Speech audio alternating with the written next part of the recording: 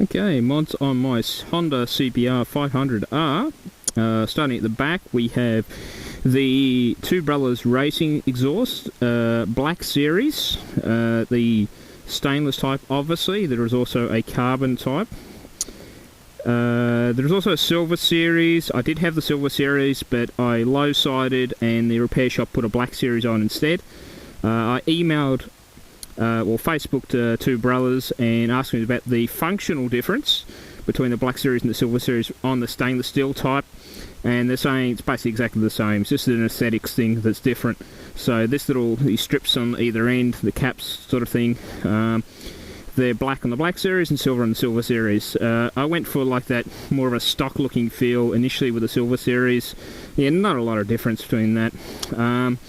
There is no baffle in there at the moment. I do have P1 and P1X baffles, which we'll do another video comparison with those.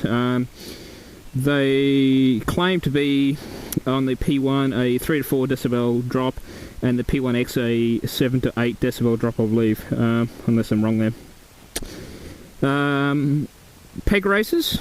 So the standard pegs, if you look at the standard pegs on the CBR500 series or the CB500F, they're quite chunky because they've got a nice big lump of rubber and these feeler bolts, whatever you call them, on the bottom. So plus with the razor insert, so if you can see this little section here, it brings it up, roughly an inch or so. So compared with the chunky ones, you maybe get an extra 2 inches, maybe 2 inches of clearance, so you're quite a lot less likely to scrape these pegs. Speaking of scraping pegs, I do have the stickier Pirelli Diablo Rosso 2s on there. After I low-sided, I decided to put some stickier tyres on. Not that I've needed them, you can probably see huge sticking strips on there. But again, just as a safety thing. Other mods we have, if you can see in there's like a R&G grill protector. So there's two sections to it, so just be wary when ordering them. There's like a bottom section and a top section. Top section goes over the radiator. The bottom section is, I think they call it like a downpipe guard or something, some mumbo jumbo like that. So I thought, looks better I think anyway, having both. We also have the BiXenon headlights with angel eyes. So BiXenon, there is a high beam and a low beam function. So again, it basically uses a solenoid and just uses your existing high-low beam thing in there. It works quite well. Just remember when to install them to realign them, which I have done. Also have the Pazzo adjustable levers, foldable adjustable levers. So there's adjustments on either side. Pretty standard. I did have an eBay type levers on there before, just some generic type, ordered from Hong Kong I believe, which was also extendable. Whereas again, when I low-sided, the repair shop put these on, these brand ones, as opposed to my eBay specials, which comparatively speaking, these feel a lot more solid. The build quality does feel better. I do like these, even though they're not extendable. I have gotten used to these, and even though I didn't find much wrong with the standard levers, I think the adjustability and just changing that reach just made it a little bit better to shift. I think I can shift a little bit smoother. Again, probably not a big drama really.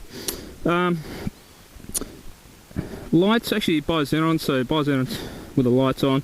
LED positional light, so that's the angel eyes, angel rings and BiXenons. There's also a DNA air filter and snorkel removed under the seat, which I can't show you because I've done bolt to that. LED light on the tail light as well. I thought I popped it in there because I got a spare when I put the front one on. Still waiting on the fender eliminator for this. The 2-month wait when I ordered that with the rear pinion peg, or whatever you call them, eliminator things, like a blanking plate that goes in there from R&G. On the other side, some more a plain exhaust connector as well, which again 2-month wait on that, which is a bit frustrating. There's also an electronic correction device for the fuel, which we have tucked away in here. Again, it's set up and don't need to do much there. It's been dynoed and tweaked and so forth. Actually, some other tips. I like to carry some wiper fluid, like a little bit of Windex there, just to clean any bugs off the visor. Spare batteries for the GoPro. Spare battery for the phone, because you don't want to be stuck somewhere with a flat phone battery, particularly if you do come off. And some earplugs as well if you get unstuck.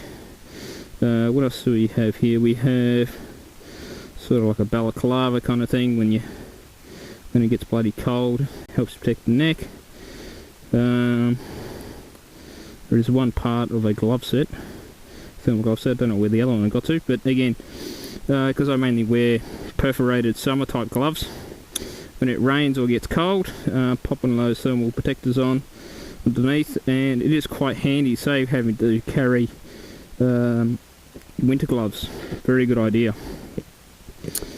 Okay, if we can get that in there. Also contemplating going the rear seat cowl, but I was thinking actually making one myself. I'm in the process of making a custom rear seat cowl, mainly because I've heard stories of the factory ones, even some of the aftermarket, they don't fit 100% perfectly, and if I just raise it just ever so slightly, and I think I can design a little bit more storage in there, which would be quite handy. As you know, there's not much storage on these bikes. And that's about it for mods. I think about modded pretty much everything, and until the next bike and we start again. You should know better. You should know better.